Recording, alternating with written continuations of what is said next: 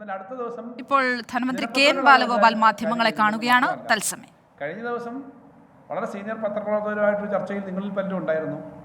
അന്നും ചില പത്രപ്രവർത്തകർ പറഞ്ഞത് ഈ സംഭവം വന്നത് പിന്നീട് ഞങ്ങൾ അന്വേഷിച്ചപ്പോൾ ഈ 5 മാസത്തെ കുടിശ്ശികയില്ലായിരുന്നു മനസ്സിലായി, അതുകൊണ്ടാണ് ഞങ്ങൾ ഇത് വാർത്ത കൊടുക്കാത്തതെന്ന് നിങ്ങളിൽ പലരും കേട്ടതാണ്. പക്ഷേ ഇന്നിപ്പോൾ നിയമസഭയിൽ ഇതൊരു പ്രധാന വിഷയമായിട്ട് ഉന്നയിക്കാനാണ് പ്രതിപക്ഷം അടിയന്തര പ്രമേയമായിട്ട് വന്നത്. അപ്പോൾ അവിടെ നമ്മൾ വസ്തുതകളെല്ലാം വെച്ചിട്ട് വളരെ വിശദമായ എല്ലാ കാര്യങ്ങളും മറുപടി പറഞ്ഞിട്ടുണ്ട്. ആ മറുപടി നിങ്ങളുടെ അടുത്തുണ്ട്. ഇതിനകത്ത് 5 മാസക്കാലം പെൻഷനെ കിട്ടിയില്ല, ഒന്നുമില്ലായിരുന്നു എന്ന് തോന്നുന്ന അവസ്ഥയിലാണ് അവതരിപ്പിച്ചത്. പക്ഷേ കഴിഞ്ഞ നവംബർ മാസത്തിലും ഡിസംബർ മാസത്തിലും പെൻഷൻ നൽകിയിട്ടുണ്ട്, അദ്ദേഹം വാങ്ങിയിട്ടുണ്ട്. അടുത്ത പെൻഷൻ കൊടുക്കേണ്ടത് സാധാരണ ഈ സമയത്താണ് ഡ്യൂ, അപ്പോൾ അത് ഡ്യൂ ആയിട്ടില്ല. അദ്ദേഹം ഒരു കത്ത് കൊടുത്തിട്ടുണ്ടോ എന്ന് ചോദിച്ചാൽ ആ കത്ത് കൊടുത്തിട്ടുണ്ട്. അത് പക്ഷേ നവംബർ മാസം 9-ാം തീയതിയാണ്. ആ കത്തിൻ്റെ കോപ്പി നിങ്ങളുടെ കയ്യിൽ കിട്ടിക്കാണുമെന്നുള്ളതുകൊണ്ട് ഞാനിനി തരുന്നില്ല, മിക്കവാറും എല്ലാവർക്കും കിട്ടിയിട്ടുണ്ട്, കഴിഞ്ഞ ദിവസങ്ങളിൽ തോന്നുന്നു. നവംബർ 9-നാണ് ആ കത്ത് എഴുതിയത്. നവംബർ 9-ന് എഴുതി, അപ്പോൾ തന്നെ അതിനടുത്ത നടപടിക്രമങ്ങൾ സ്വീകരിച്ചു. കളക്ടർക്ക് വരെ അതിൻ്റെ കത്തുകൾ പോയി. അങ്ങനെ കത്ത് പോയതിന് ശേഷം തന്നെയാണ് നമ്മൾ പെൻഷൻ കൊടുത്തത്. ആ മാസം പകുതി കഴിഞ്ഞപ്പോഴേക്കും പെൻഷൻ കിട്ടി. ഡിസംബർ മാസത്തിൽ ക്രിസ്മസിന് മുമ്പ് കിട്ടി. അതിൻ്റെ തുകയെല്ലാം ഞാനവിടെ പറഞ്ഞിരുന്നു. അദ്ദേഹത്തിന് നവംബറിൽ 1 മാസത്തെ തുക ലഭിച്ചിരുന്നു. പിന്നെ അദ്ദേഹത്തിൻ്റെ മകള് വേറൊരു അദ്ദേഹത്തിൻ്റെ കൂടല്ല, അവർക്ക് ചില രോഗങ്ങളുള്ളതുകൊണ്ട് അവർ പ്രത്യേകം വേറൊരു സ്ഥലത്താണ്, അല്ലെങ്കിൽ താമസിക്കുന്നത് ഒരു പ്രത്യേക ഷെൽട്ടർ ഹൗസിലാണ്. അപ്പം അങ്ങനെ താമസിക്കുന്നവർക്ക് ഉള്ള ഈ പറഞ്ഞ പെൻഷനും കൂടി ഇദ്ദേഹം തന്നെ മേടിച്ചു. അങ്ങനെ 2 പേരുടെ പെൻഷൻ എന്ന നിലയിൽ 3200 രൂപ അദ്ദേഹം നവംബറിൽ മേടിച്ചിട്ടുണ്ട്, ഡിസംബറിൽ മേടിച്ചിട്ടുണ്ട്. അതിന് ഓണത്തിന് 6400 രൂപ ഒരുമിച്ച് മേടിച്ചിട്ടുണ്ട്. ഇതുകൂടാതെ അദ്ദേഹത്തിന് തൊഴിലുറപ്പ് പദ്ധതിയിൽ നിന്ന് കിട്ടിയിട്ടുള്ള പണത്തെപ്പറ്റി ഞാൻ അസംബ്ലി പറഞ്ഞിരുന്നു. 28,000 രൂപ അദ്ദേഹത്തിന് കിട്ടി. ഞാനിത് പറഞ്ഞത് അദ്ദേഹത്തിന് ഈ സമയത്ത് പണമൊന്നും കിട്ടാത്തൊരു പ്രശ്നമല്ല ഉള്ളത്.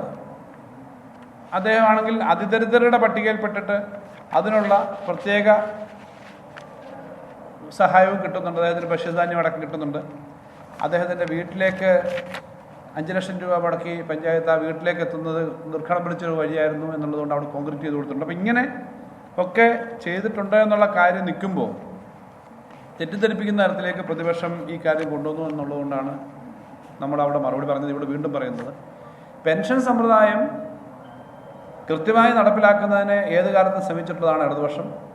ഇന്ന് ബഹുമാനപ്പെട്ട പ്രതിപക്ഷ നേതാവ് ഇത് കഴിഞ്ഞ് പുറത്തിറങ്ങിയിട്ടും ഇതിനെപ്പറ്റി പറഞ്ഞു കേട്ടു. ഉമ്മൻചാണ്ടി ഗവൺമെൻറ് കാലത്ത് 18 മാസക്കാലത്തെ കൊടുത്തിട്ടില്ല എന്ന് പറയുന്നത് ശരിയല്ല, അതുപോലെ ഇതുപോലുള്ള കാര്യങ്ങളൊക്കെ തെറ്റാണെന്ന് അദ്ദേഹം പറയുന്നുണ്ട്. യഥാർത്ഥത്തിൽ ഉമ്മൻചാണ്ടി ഗവൺമെൻറ് കാലത്ത് മാത്രമല്ല, ഇന്ന് നിയമസഭയിൽ ഞാൻ പറഞ്ഞിരുന്നു, 2006-ൽ VS അച്യുതാനന്ദൻ്റെ ഗവൺമെൻറ് വരുന്ന സമയത്ത് തൊട്ടുമുമ്പുണ്ടായിരുന്ന AK ആന്റണി ഗവൺമെൻറ് ഏകദേശം 2.5 വർഷക്കാലത്തെ പെൻഷൻ കൊടുക്കാനുണ്ടായിരുന്നു. അന്ന് പെൻഷൻ തുക കുറവാണ്. ആദ്യമേ പെൻഷൻ നടപ്പിലാക്കിയ EK നായനാരാണ് 45 രൂപ. അതിനെതിരായിരുന്നു അന്ന് UDF. പിന്നീട് അവർ അധികാരത്തിരുന്ന സമയത്തൊന്നും കൊടുത്തില്ല. അടുത്ത പ്രാവശ്യം വീണ്ടും EK നായനാർ വന്നപ്പോഴാണ് അത് വർദ്ധിപ്പിച്ചത്. അത് വർദ്ധിപ്പിച്ചിട്ട് പിന്നെ വന്ന ഗവൺമെൻറ് അതിനകത്ത് അധികം കൊടുത്തില്ലെന്ന് മാത്രമല്ല, ഈ ഞാൻ പറഞ്ഞ പോലെ ദീർഘകാലം കൊടുക്കാതിരുന്നു.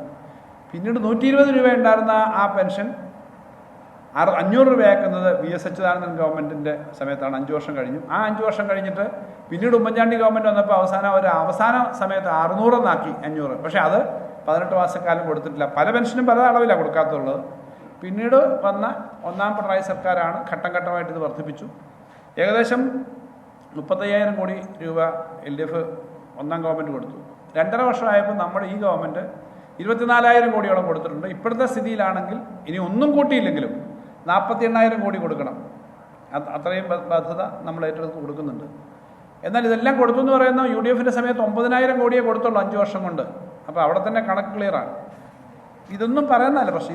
ഇതിനെല്ലാം എങ്ങനെയാണ് UDF കാണുന്നതെന്നുള്ള പ്രശ്നം. യഥാർത്ഥത്തിൽ ഞാനിവിടെ പറഞ്ഞ വസ്തുതകളൊന്നും ആവർത്തിക്കേണ്ട കാര്യമില്ല. ഇതെല്ലാം കൃത്യമായി കൊടുത്തു. ഇപ്പോൾ 1 മാസം മുമ്പ് വരെ പെൻഷൻ കൊടുത്തു. അതായത് അടുത്ത മാസത്തെ പെൻഷൻ ഇപ്പോഴേ ആവുന്നുള്ളൂ. അതാണ് 5 മാസം കിട്ടിയില്ല, അതുകൊണ്ട് ആളുകൾ ബുദ്ധിമുട്ടിലായി തെറ്റിദ്ധരിപ്പിക്കരുത്. യഥാർത്ഥത്തിൽ ഇനി ഈ 3 മാസത്തെ നേരത്തെയുള്ള 3 മാസത്തെ കൊടുക്കാനുള്ളത് ചോദിച്ചാൽ ഇത് കഴിഞ്ഞ വർഷം മാസം വരെ കൊടുത്തപ്പോഴും കുറച്ച് 2-3 മാസത്തെ കുടിശ്ശിക നേരത്തെ ഉള്ളതുണ്ട്. ഇതിനെല്ലാം നേരിടാൻ വേണ്ടിയിട്ട് പ്രതിപക്ഷ നേതാവും UDFും കോൺഗ്രസ് നേതാക്കന്മാരും നിയമസഭയിൽ ഉപയോഗിക്കേണ്ടത് 1-ാം തീയതി മുതൽ പാർലമെന്റ് ചേരുന്നുണ്ട്.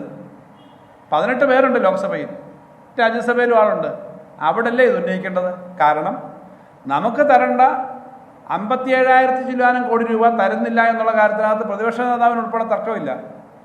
കഴിഞ്ഞ 2017 മുതൽ ഇങ്ങോട്ട് പെൻഷൻ കമ്പനിയും മറ്റുമൊക്കെ ഉണ്ടാക്കി പ്രവർത്തിക്കുന്നതിന് തടസ്സം ഉണ്ടാക്കിയെന്ന് മാത്രമല്ല, ട്രഷറിയിൽ നിന്ന് എടുക്കുന്ന പണത്തെ പബ്ലിക് അക്കൗണ്ട് എന്ന് പറഞ്ഞിട്ട് ട്രഷറിയിൽ നിന്ന് എടുക്കുന്നതും കൂടി നമ്മുടെ കടമായിട്ട്, ട്രഷറിയിലുള്ള പണം എടുക്കുന്നതല്ല, ട്രഷറിയിലുള്ള പണം പോലും കടമായിട്ട് കണക്കാക്കി 1,07,000 കോടി കുറച്ചിട്ടുണ്ട്. ഇങ്ങനെ പല കുറവ് വന്നിട്ടുണ്ട്. അപ്പോൾ കേന്ദ്ര ഗവൺമെൻറ്റിൻ്റെ നയമാണ് ഏറ്റവും പ്രധാന പ്രശ്നം.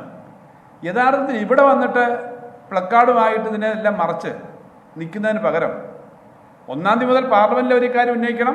ഇനിയായാലും അവർക്ക് സമയം താമസിച്ചിട്ടില്ല. 8-ാം തീയതി ഡൽഹിയിൽ നടക്കുന്ന സമരത്തിന് UDFന്റെ നേതാക്കന്മാർ പങ്കെടുക്കണം.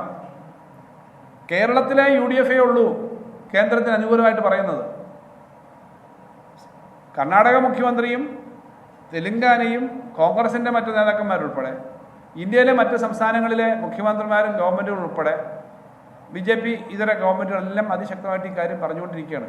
എങ്ങനെയാണ് അവർ കാര്യങ്ങൾ കൈകാര്യം ചെയ്യുന്നത് നിങ്ങൾക്ക് അറിയാമല്ലോ. BJP ഒരു ദിവസം 2 പ്രാവശ്യം ഒരു ദിവസം കൊണ്ട് ഇപ്പം ബീഹാറിൽ മുഖ്യമന്ത്രി രാവിലെ രാജിവെച്ച് വൈകിട്ട് അടുത്ത പാർട്ടിയുടെ മുന്നണിയുടെ ആളായിട്ട് വന്നു. കോൺഗ്രസിൻ്റെ MLA-മാരെ കുറേ പേരെ ഔട്ട് ഓഫ് റീച്ച് എന്ന് പറഞ്ഞു. ഇപ്പം കിട്ടിയോന്ന് അറിഞ്ഞൂടാ അവിടുത്തെ. ഇങ്ങനെയാണ് വെച്ചാൽ കോൺഗ്രസിൻ്റെ ആളുകളെ കൂടെ പിടിച്ചിട്ട് ഭൂരിപക്ഷം ഉണ്ടാക്കാനായിരിക്കുമല്ലോ നിൽക്കുന്നത്. എന്തായാലും ഇങ്ങനെയാണ് BJP കാര്യങ്ങൾ കൈകാര്യം ചെയ്യുന്നത്. അങ്ങനെയുള്ള BJP ഈ ചെയ്യുന്ന തെറ്റിനെതിരെ ഡൽഹിയിലേക്ക് 8-ാം തീയതി സമരത്തിന് വരുമോ എന്ന് ഞാൻ ചോദിച്ചിരുന്നു. വരണമെന്ന് അഭ്യർത്ഥിച്ചിരുന്നു. മോശപ്പെടുത്തിയല്ല, വരണം. അതിനൊന്നും മറുപടി പറഞ്ഞില്ല. ഇവിടെ പറഞ്ഞിട്ട് വീണ്ടും പറയുന്നത് കേരളത്തിലെ ഇടതുപക്ഷം മോശമാണെന്നാണ്. ഞാൻ നേരത്തെ പറഞ്ഞത് വീണ്ടും ആവർത്തിക്കുന്നു.